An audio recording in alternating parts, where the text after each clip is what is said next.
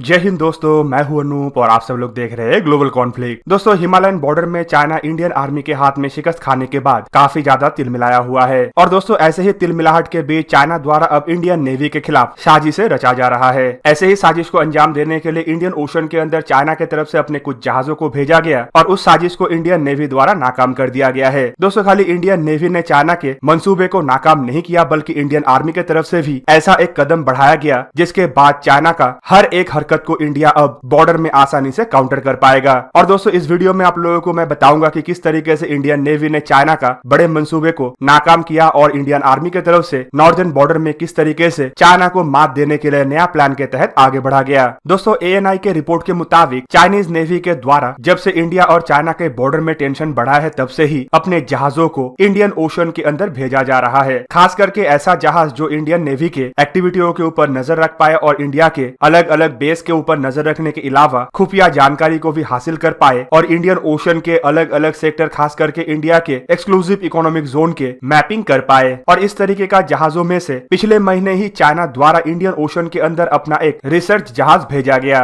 वैसे तो चाइना के तरफ से इन जहाजों को रिसर्च जहाज का दर्जा दिया जाता है, पर अगर सही तरीके से देखे तो ये रिसर्च जहाज कम स्पाइंग जहाज ज्यादा है। पिछले महीने चाइना के युआन वैंग क्लास के ये जहाज मलाक्का स्ट्रेट से इंडियन ओशन के अंदर एंटर किया था। और दोस्तों, इंडियन ओशन के अंदर आते ही इंडियन नेवी के जहाजों के द्वारा इस जहाज के ऊपर नजर रखा जा रहा था। इंडियन नेवी द्वारा इंडियन ओशन के प्रोटेक्शन के लिए अपने बड़े आकार के फ्लीट का डिप्लॉयमेंट करके रखा हुआ है और इनमें से हर एक जहाज चाइना के हर एक हरकत के ऊपर बारीकी से नजर रखा हुआ है। और दोस्तों, इंडियन नेवी के जहाजों के द्वारा जिस तरीके से चाइनीज नेवी के जहाजों के ऊपर नजर रखा जा रहा है, उसके वजह से कुछ दिन पहले ही चाइना का ये जहाज चाइना में लौटने के लिए मजबूर हो गया। इवन इस तरीके का घटना ये पहली बार नहीं है। चाइना के द्वारा इस तरीके के रिसर्च जहाज के नाम पे अपने एक्टिविटी को पूरा करने के लिए इंडियन ओशन के अंदर कई बार ऐसे जहाजों को भेजा जा चुका है। इन जहाजों का असल मकसद होता है कि इंडियन टेरिटरी के नजदीक इंडिया के बेसेस और टेरिटोरियल वाटर के जानकारी हासिल करना। इवन अंडर वाटर मैपिंग जैसे हरकतों को भी इन जहाजों के द्वारा अंजाम दिया जाता है, ताकि जब लड़ाई का सिचुएशन हो तो इंडिया के टेरिटोरियल वाटर के नजदीक चाइना के जहाज आसानी से ऑपरेट हो पाए। दोस्तों, ऐसा ही एक घटना पिछले साल भी हुआ था। पिछले साल दिसंबर के महीने में चाइना के SI और एक रिसर्च जहाज साइयान 1 इंडिया के पोर्ट ब्लेयर के नजदीक इंडियन टेरिटोरियल वाटर में देखा गया था।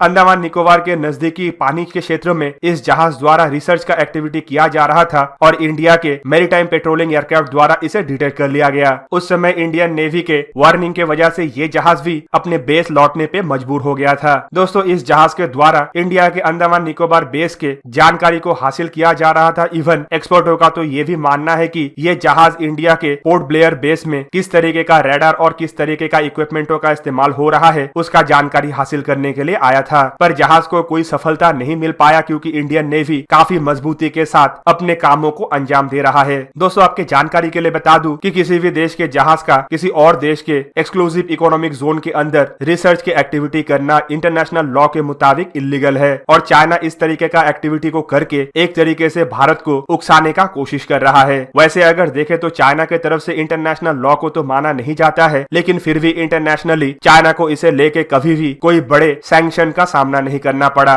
इंटरनेशनल कोर्ट ऑफ जस्टिस के जजमेंट को भी चाइना द्वारा ठुकरा दिया गया है, जबकि चाइना इंटरनेशनल लॉ को वायलेट करते हुए 9 डैश लाइन को ही अपना टेरिटोरी बताता है। पर चाइना समझ नहीं पाया कि साउथ चाइना सी के अंदर जिस तरीके का हरकत वो करता है और जिस तरीके से वियतनाम, फिलीपीन, इंडोनेशिया जैसे देशों के टेरिटोरी के अंदर घुस के रिसर्च के नाम पे खुफिया काम करता है, वो इंडियन ओशन के अंदर उसके लिए इतना आसान नहीं बनेगा। इंडियन नेवी अपने जहाजों को और मैरीटाइम पेट्रोल एयरक्राफ्टों को इंडियन ओशन के चप्पे चप्पे में तैनात करके रखा है और हाल ही के दिनों में जिस तरीके से ऑस्ट्रेलिया, अमेरिका और अन्य देशों के साथ इंडिया के लॉजिस्टिक एग्रीमेंट के ऊपर हस्ताक्षर हुआ है, उसके बाद इंडिया का पहुंच इंडियन ओशन के हर एक कोने तक हो चुका है। दोस्तों, इंडियन ओशन में चाइना फेल होने के बाद इंडियन आर्मी द्वारा भी चाइना के मंसूबे को धराशायी करने के लिए नॉर्दर्न बॉर्डर मतलब लद्दाख सेक्टर में बड़ा सफलता हासिल किया गया। और दोस्तों, ये सफलता ऐसा है कि जो चाइना आने वाले कई सदियों तक भूल नहीं पाएगा। दोस्तों, हिंदुस्तान टाइम्स के रिपोर्ट के मुताबिक इंडियन आर्मी अब DSDBO रोड के इस्तेमाल करके लाइन ऑफ एक्चुअल कंट्रोल मतलब इंडिया और तिब्बत के बॉर्डर में लेह और ईस्टर्न लद्दाख के सेक्टर तक अपने T-90 टैंक और इन्फेंट्री कॉम्बैट व्हीकलों का डिप्लॉयमेंट कर सकता है। दोस्तों, ये चाइना के लिए चिंता का विषय इसलिए भी है क्योंकि इस रोड के कंस्ट्रक्शन को लेके ही चाइना द्वारा ऑब्जेक्शन रेज किया जा रहा था और अपने जमावड़ा ईस्टर्न लद्दाख लद्दाख के नजदीक किया गया था। पर ये रोड को लेके अब जो खबर आ रहा है वो चाइना का रातों का नींद छुटा देगा। इवन इसके अलावा खबर ये भी आ रहा है कि पिछले साल जहाँ पे श्रीनगर, जोजिला और कारगिल लेह मार्ग सर्दी के दरमियान करीबन 95 डेज बंद था, इस साल ऐसा नहीं होगा। इस साल ये सिर्फ 45 दिन तक दिक्कतें पैदा कर सकता है, जबकि आने वाले समय में ये समय और घट जाएगा। बॉर्डर रोड ऑर्गेनाइजेशन के मुताबिक इस साल के अक्टूबर महीने के 15 तारीख तक DSDVO रोड में स्थित क्लास 70 के टर्नल और ब्रिजों को और मजबूत कर लिया जाएगा। दोस्तों, क्लास 70 के रोड या टर्नल या ब्रिज का मतलब ये होता है कि ये ऐसा रोड जो 70 टन के वजन को झेल पाए, और 70 टन के वजन को झेलने का मतलब ये है कि किसी भी तरीके का मेन बैटल टैंक को उसके कैरियर ट्रॉली में इस एरिया से गुजारा जा सकेगा।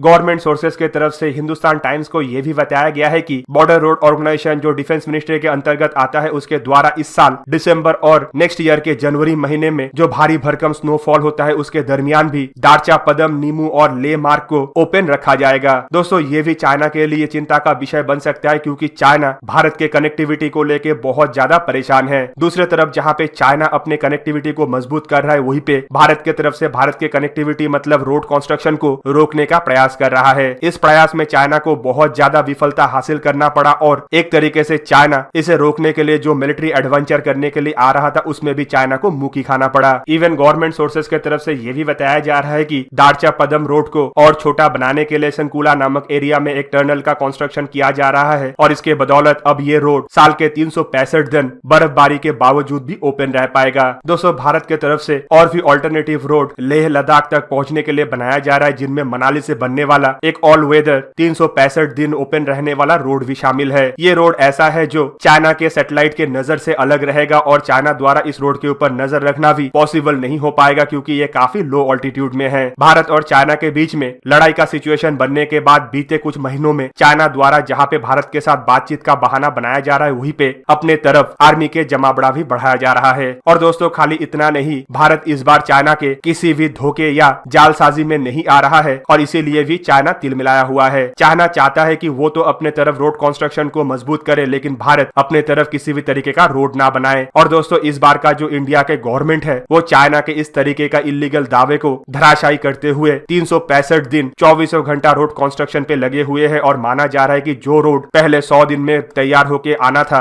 वो अब आने वाले 50 दिन के अंदर तैयार होके चाइना के सामने इंडियन आर्मी के यूज के लिए आ जाएगा। दोस्तों, इन रोडों में ऐसे भी बहुत सारे रोड है जो काफी स्ट्रेटेजिक लोकेशन तक इंडियन आर्मी के पहुंच को बढ़ा देगा, और इंडियन आर्मी का जो भारी भरकम सामान है उसे भी आसानी से बॉर्डर तक पहुंचाने के लिए मदद करेगा। DSDVO रोड पे जहाँ पे 70 टन कैटेगरी के ब्रिज और टनल बनाया जा रहा है, उसका मतलब भी ये है कि इंडिया अब अपना भारी भरकम टैंकों का तैनाती भी DSDVO द्वारा बॉर्डर के नजदीक तक कर सकता है। और दोस्तों, इससे ही आप लोग समझ गए होंगे कि DSDVO रोड को लेके चाइना इतना ज्यादा तिलमिलाया क्यों हुआ था, और क्यों चाहता था कि इस रोड का कंस्ट्रक्शन भारत बंद करे। तो दोस्तों, ये था आज का वीडियो। अगर आपको वीडियो अच्छा लगा तो इसे लाइक कीजिए, और मेरे चैनल को सब्सक्राइब कीजिए, और साथ में बना हुआ बेल आइकन को भी प्रेस कर दीजिए, ताकि आप मेरा वीडियो देख पाए सबसे पहले। जय हिंद।